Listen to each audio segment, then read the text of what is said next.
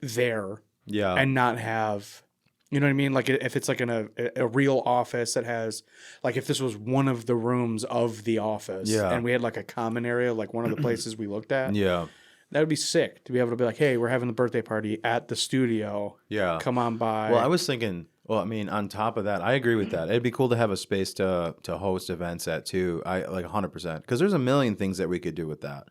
You know, yeah, you could host just family parties. We could host, meet and greets or meet whatever. and greets. We could do another thing I was thinking too is like when I get a little bit more balls deep in the music stuff, you know, dropping albums and having little album release get-togethers there. Yeah.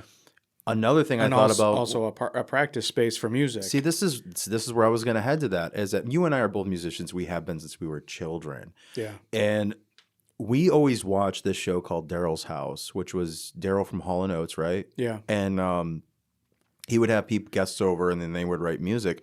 And I was thinking, how cool would it be on certain occasions to have a dedicated space for just the podcasting, but then also have a room set up with cameras and recording equipment? Because I've found so much amazing audio recording equipment online that's like really affordable.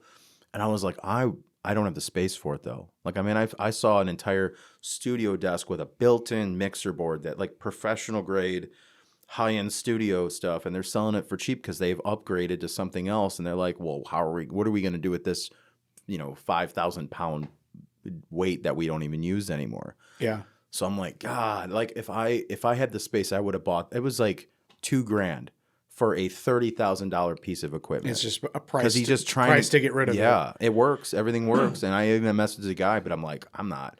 Where am I going to put it? It would take up half this room. Yeah. Or a quarter of this room. Right. So I was thinking if we had a designated space for audio recording with some cameras set up, and then we do a podcast, and we have musicians on, we jam together, and that becomes part of the episode. Yes. As a jam session with these musicians. So I'm like, why not, dude?